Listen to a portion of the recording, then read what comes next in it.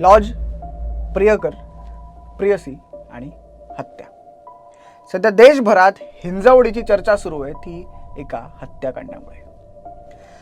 हिंजवडीतील एका लॉजमध्ये एका तरुणीची तिच्याच प्रियकराने 5 गोळ्या झाडून हत्या केली आणि या घटनेमुळे देशभरात खळबळ उडाली. नेमकं प्रकरण काय जाणून घेऊया. नमस्कार, मी संकेत वरक आणि आपण पाहत आहात एबीपी माझाचा special show the crime diaries.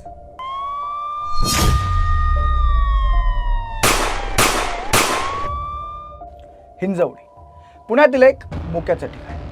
देशभरातील असंख्य तरुण याच हिंजवडीच्या IT हबमध्ये आपली स्वप्न पूर्ण करण्यासाठी येतात. पण सध्या चर्चा सुरू आहे ती या IT हबची नाही, तर त्या IT हबमध्ये काम करत असणाऱ्या एका तरुणीची, वंदना द्विवेदीची.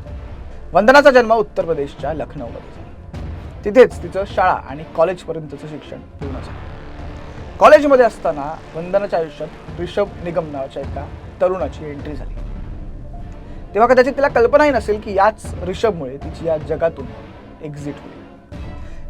पुढे काही काळ गेला आणि त्या मैत्रीचं रूपांतर हे प्रेमात झालं. दोघंही रिलेशनशिपमध्ये होते. पुढे इंजिनिअरिंग पूर्ण झाल्यानंतर तिने IT क्षेत्रात झेप घेतली.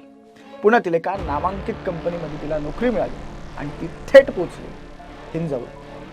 वंदनाने कंपनीपासून जवळच एका PG हॉस्टेलमध्ये आपल्या राहण्याची सोय केली. ती इथे आता ऑलमोस्ट सेटल झाली होती. तर दुसरीकडे ऋषभ निगम हा लखनौमध्ये रिअल इस्टेट ब्रोकर म्हणून काम करत होता. दोघांच्या रिलेशनशिपला आता अनेक वर्ष झाली होती, पण गेली 4 ते 5 वर्ष या दोघांमध्ये वाद सुरू होते.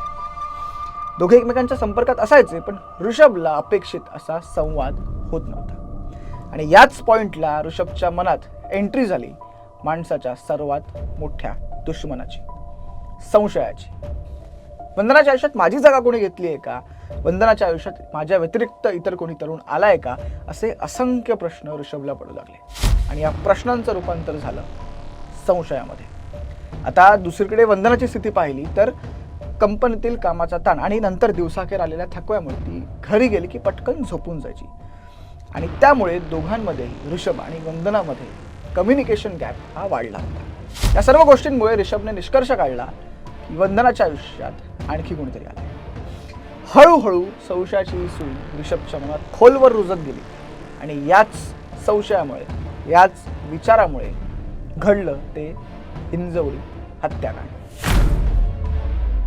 आणि आता वंदना माझी नाही तर कोणाचीच नाही हा थॉट, हा राक्षसी थॉट ऋषभच्या डोक्यात आला आणि त्याने थेट वंदनाला संपवून टाकण्याचा निश्चय केला.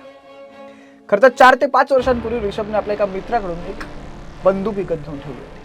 त्याने ती बंदूक घेतली आणि थेट गाठलं पुणे.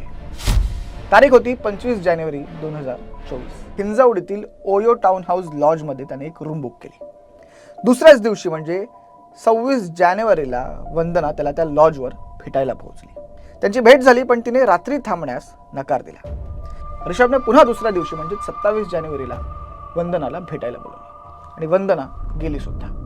आता दोघंही पुणे फिरायला बाहेर गेले. दोघांनी खरेदी केली, रात्रीचं जेवण केलं आणि पुन्हा माघारी लॉजवर परतले.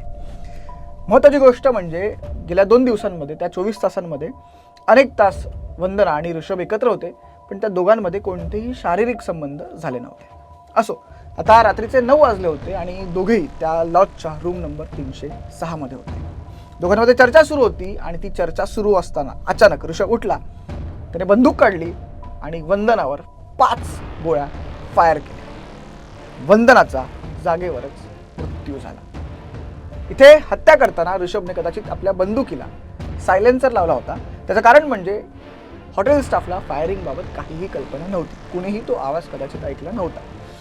असो, तर वंदना आता रक्ताच्या थरात पडली होती आणि ऋषभने रूम बाहेरून लॉक केला आणि पळ काढला. तो थेट निघाला मुंबईच्या दिशेने आणि महत्त्वाचं म्हणजे कुणालाही संशय न येऊ देता त्याने पुणे सोडलं. पण पुढे मुंबईच्या वेशीवर येताच नशिबाने त्याची साथ सोडली. नवी मुंबईत नाकाबंदीमध्ये ऋषभला पोलिसांनी अडवलं. ऋषभ एक मर्डर करून आला होता, त्यामुळे ही नाकाबंदी पाहून ऋषभ अर्थात गोंधळला. पोलिसांनाही त्याच्या बॉडी लँग्वेजवर थोडासा डाऊट आला आणि पोलिसांनी त्याची झाडाझडती सुरू केली. ती झाडाझडती सुरू करताना पोलिसांनी ऋषभची बॅग उघडली आणि त्या बॅगेत पोलिसांना आढळलं वंदनाच्या हत्येसाठी वापरलेलं ते पिस्तूल. पोलिसांनी तात्काळ ऋषभला ताब्यात घेतलं आणि चौकशी सुरू केली. काही तासांपूर्वी राक्षस झालेला ऋषभ इथे मात्र घाबरला आणि सगळी हकीकत त्याने पोलिसांना सांगून टाकली.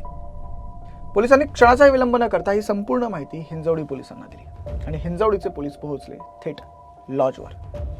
लॉजवर जाताच त्यांनी रूम नंबर 306चं दार उघडलं आणि त्यांना समोर दिसला तो रक्ताच्या थारोळ्यात पडलेला वंदना द्विवेदीचा मृतदेह. खरं तर महत्वाची गोष्ट म्हणजे एक महत्वाची अपडेट या केसमध्ये ती म्हणजे ऋषभने ज्या मित्राकडून बंदूक घेतली त्या मित्राने सुद्धा आपल्या त्याच्या गर्लफ्रेंडचा असाच खून केला, अशीच हत्या केली.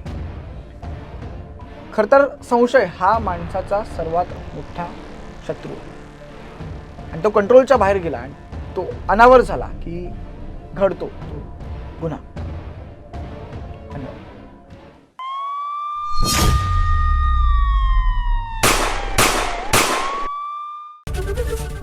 एबीपी माझा, उघडा डोळे बघा नीट.